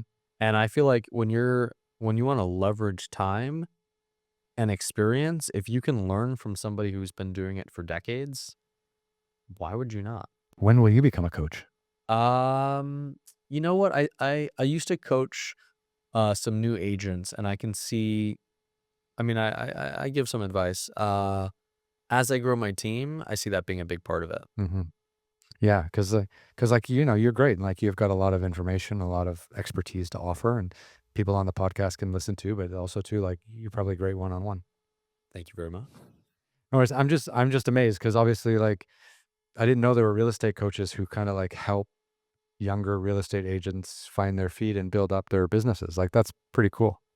It's great, and it's sometimes younger agents, sometimes super experienced agents. Kind of runs the gamut. Yeah, that's interesting. That's interesting, but So I'd say get a real estate coach quickly. mhm, Um, Figure out ways to have as many meaningful conversations as possible. Be really social, and I mean really social. Go to all the birthdays, go to all the holiday parties, do all the things. Be thoughtful. gift giving, like personalized gifts, fantastic. How's your sage working? Phenomenal. Let's walk me through again what you do with the sage for everyone. So I clean and clear homes energetically with my own personal brand of sages. This is great. You gifted me one when you came on your first podcast, and I thank you very much for it. But I would love everyone to hear the whole process. Absolutely. So first off, I trademarked the phrase from staged to saged, which is the full run of the transaction. If I'm listing the home before I put it on the market, I'll go in there, I'll light sage, and I'll start speaking into existence the experience of the ideal version of the sale. I will also energetically clear the homes, walking into each and every room, all four corners of the room, um, speaking essentially, I'm clearing this home of any and all old stagnant energy, anything and everything that is holding this home back from um, attracting its most aligned buyer. We are removing any disturbances in the home, any entities, it's very woo-woo, Mm-hmm.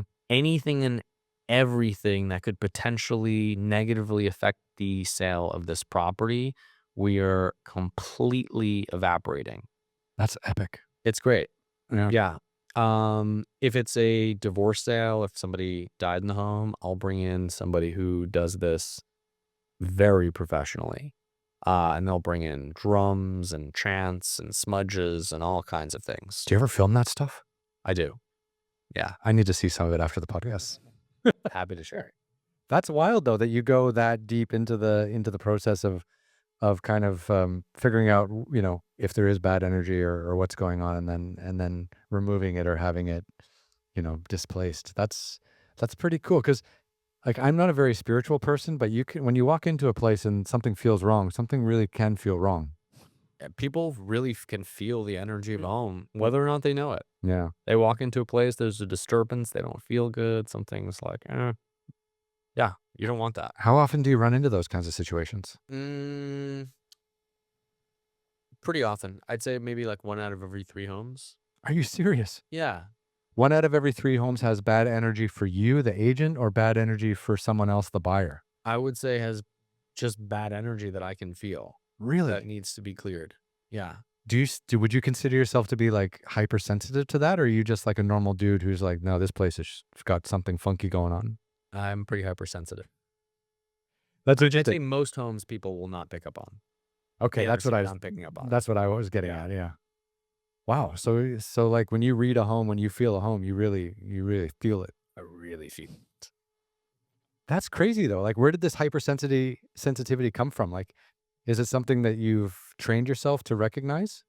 I've got a lot of spiritual practices, and the deeper I go into my practices, the more sensitive I can become, the more intuitive I am. Mm-hmm. And so, yeah, I mean, I'll like physiologically, every home's different, but if someone, I'll contract in a home or, so I can just tell like something's weird here. It doesn't feel good. The energy's not flowing well. It feels like really contained and like dense and kind of stagnant. Mm-hmm. I get that sense. I don't know if it's a sixth sense or what it is, but I can 100% feel it. Wow. That's kind of cool that you've got that, like that ability to sense when something's a bit off. Have you ever had someone ask you to sell their home, and because of the negative energy or the bad energy in the home, you said no? I usually, if it's somebody who I feel really aligned with, I'll usually always say yes, but I'll bring in a professional. I'll sage myself, then I'll bring in a professional to do a full, what I call home healing. And then after that, we're usually good. And does the seller like, yeah, we need a home healing, or is the seller like, what the fuck are you doing to my house? Depends on the seller. I would love to be a fly on the wall for those conversations. Yeah.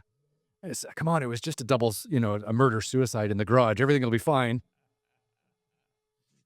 Yeah. Oh, that's terrifying. Yeah, it's terrifying, but it comes with the job. Yeah.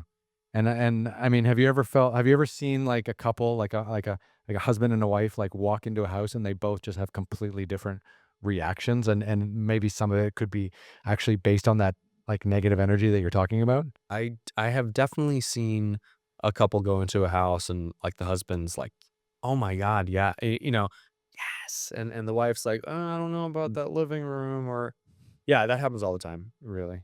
And is and but it does it have does it have a direct connection to this kind of like energy that you're talking about trying to clean Sometimes. I mean, I've noticed that women are generally more intuitive, in and in general? in Oh, general, just in general. yeah. Yeah, and sometimes, I mean, I've got clients who are so sensitive who can tell if there's, like, mold in the house just by, like, spending some time in it. Oh, this is a thing.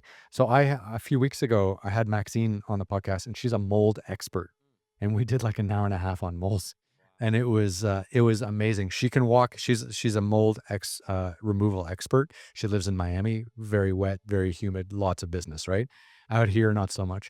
But she was walking me through like she can walk into an office like building like of 10, and she can go through like floor by floor and be like mold, mold, no mold, mold, because then she'll have to go in and clean it all.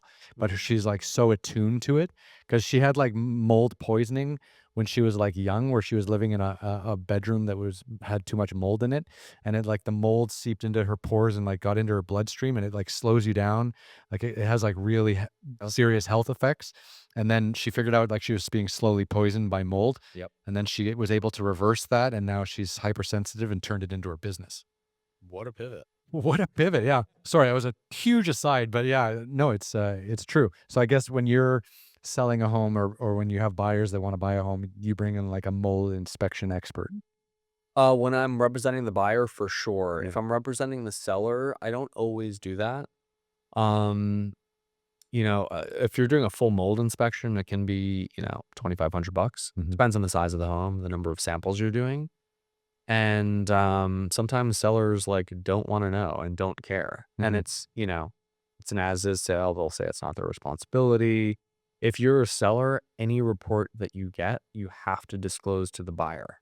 So a seller could hypothetically be opening themselves up to a massive credit request or a big repair, that the buyer might not have uncovered themselves. Right, and then if you commission that report and then you get it and then there's mold, you have to share that report by law, and if you share that report by law, it's probably gonna be up to you to have to foot the bill to clean it. Exactly. Yeah. I mean, this goes I mean, it's just like, being a buyer is just so terrifying. Mhm. Yeah. It's a big decision. It is, and but there's so many things you have to think about, like, again, if you're not working with someone as professional as you, like, there's just all the inspections, all the permissions, all the taxes, all the permits, like, it just seems like such a headache. It's a lot. Yeah. I mean, and that's where a lot of handholding comes in, and really guiding the process and letting the buyer know what to expect, managing expectations. There's a lot that goes in. It's a massive investment, and emotionally, it's a big thing. When you spend all this time with your buyers, for example, and, and you help them with a home and they're happy, like, if if they flip the house or want something bigger, smaller, 5, 6, 10 years later, they still come back to you, like, do you still keep those relationships open and strong and powerful? Absolutely. I think that's one of the differences between like a regular real estate agent and a great agent is, if you do great work for somebody, they'll tell everybody about you. So why would you not stay in contact? Why would you not continue to nurture the relationship? Get lunch once in a while, like speak to them every several months. Like Mhm. absolutely keep in contact. Yeah. Just keep coming on my podcast until I buy that next $100 million listing. Exactly. That's Rogan money. We're not there yet, but we're having fun. Um, Wild. Well, like, I mean, is there anything else you wanted to talk about, like beyond the island and the $50 million place up in the hills? Like, what else? You got any other crazy stories? Anything else happened to you in the last Hmm. what 6 or 8 months since I saw you last? Yeah, it's been at least 6 months for sure. I think we Mm, did our last podcast in May, actually. in May? Okay. Yeah. So it's been 7 months. Yeah, not bad. I wanted to get you in before the end of the year or early in the next year just to see where you're at with the, because I think you were talking about potentially having an island to sell in the near future and stuff like that. So I wanted to see if that Yeah, actually came, and it did, which it is did. great. And I saw you listing that Topanga house a while back. Yep. Or That was the Malibu house, maybe? that was a Malibu house story. Yeah. That was beautiful, and that got sold because I follow you on on social media Y just to see how you're doing. Yeah, we got into escrow, but the buyer actually canceled. Oh, So we're shit. actually now back on the market. Okay. Yeah, one thing, I mean, there are, I call it adventures in real estate. I There's love it. Bring it on. never a dull moment. I mean, I had a situation recently where we were selling a property. I was selling a home that had RTI, ready to issue permits for a pool.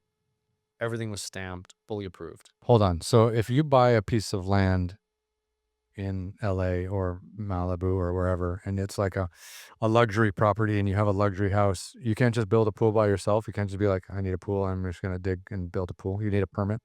Absolutely. The government has to tell you how big or small your pool can be. The government will tell you what to do, when to do it, and how to do it. That's insane. Can you imagine buying a piece of land for $50 million and then needing a government permit to tell you how big your pool can be? I mean, no. But yes, I guess. Okay. So walk me through this. So selling a home, beautifully, stunningly remodeled home. I ended up breaking a price per square foot record on this sale in Pasadena. Oh, congrats. Thank you. During the sale, though, very, very difficult sale. The buyer, who was not representing herself, was also an agent. And we had, having this pool is really important. We had the permits, fully approved and stamped. And very high maintenance client. And the owner of her brokerage got involved because there was a telephone pole very close to the pool, which is actually a code violation. Oh, okay. And, that's something that you uncover during inspections.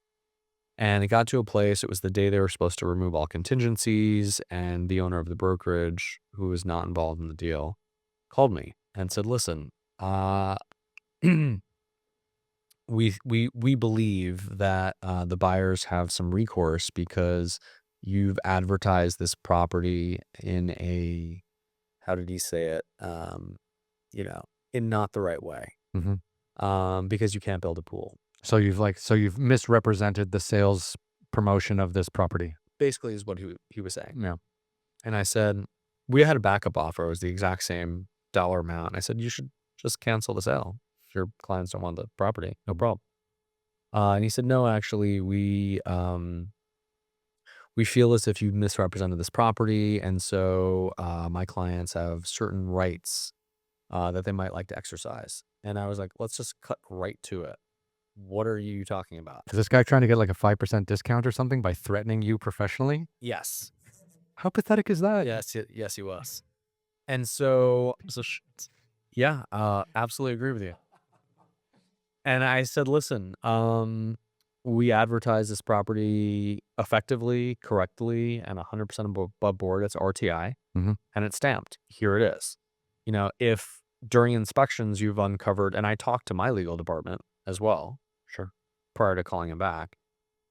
If your client feels that there's an issue, there's a code violation, and they've uncovered it during inspections, then they have every right to cancel, but they have no rights for, above that. To pressure you. To pressure me. Yeah. And what we ended up doing, they had made a credit request, and we came back, and there was a pretty big credit request. It was, I don't know, it was like close to $100,000. And we came back and ultimately offered them $20,000, and we're able to have them remove all contingencies and kind of save the day. But really unscrupulous agents will use every little chess piece to maneuver and negotiate until the absolute last second. And I basically told my clients, I said, listen, here's the situation. If, they're asking for, let's say 100, we're not going to agree to that. Now, if we agree to nothing, this deal probably will blow up.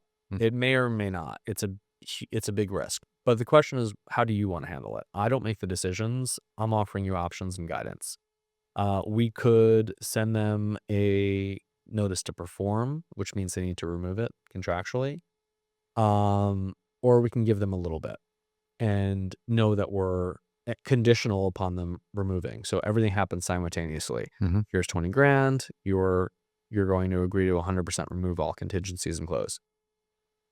What do you want to do? We ended up doing that because if we brought another buyer in, they go through their own inspections. We don't know where we would be. And if something happened with that escrow, then we'd be in a weird place. But we ended up closing. We ended up breaking a price per square foot record, and everybody's happy. And that piece of shit agent thought that threatening you was gonna somehow like give him a leg up. Yeah, that POS agent is now involved in a lawsuit that involves a kickback scheme with an escrow company. That's pretty high profile. Oh, that's nice. Yeah, that sounds about right, actually. Yeah. It's not karma's real. Yeah, absolutely. Karma is real. I mean, how has your how has your self exploration journey of healing and breathing and you're someone who takes care of yourself really well. You spend a lot of time and energy doing meditation, doing trips abroad or like retreats and stuff like that. Like, how much of that do you think your clients can pick up on? Because like when I sit next to you, like you seem like a really calm, collected, cool, relaxed guy. Like, I'm a little jittery, but I'm also, trying to be a host, trying to do many things, but you just seem like centered. Like, Mm. do people pick up on that? I'm positive they do. Yeah. Yeah. And I think it's one of the differentiators. It's like clients want to feel safe. And if I can offer that safety, which I can, that's a huge value add. Yeah. Cause like, yeah, you want to have someone who like is calmly confident and not someone who's bouncing around, bouncing off the walls, not knowing what to do next. Exactly. I'm the calm in the storm. So you mentioned earlier you had a real estate coach. You still have a real estate coach. So like, how old is this real estate coach of yours and how long have you had them and what kinds of things do they tell you that you need to hear? So my first coach, his name was Dave Colwell. I coached with him for about 3 years. He's about 50. He used to be the head of growth for Douglas Elliman, which is a big brokerage, Yeah. Huge global. huge global. Yeah. Yep. Um, he and I would talk about languaging a lot and basically like crisis solving, like how to deliver information in the most palatable way so people would be relaxed and calm and make rational decisions as opposed to crazy decisions. Because when you get into the weeds and you're going back and forth and you're right at the goal line and somebody makes a crazy $100,000 request, people can definitely flip out and cancel a deal or try to, like accidentally sabotage it Hmm. by reacting in a crazy way. So he and I would do lots of languaging, and also like chess maneuvering. My new coach, his name's Eric Zimmerman. He's much more a process type of guy. So he holds me. He's been doing this. I want to say like probably 25 years. Hmm. He holds me accountable to certain practices.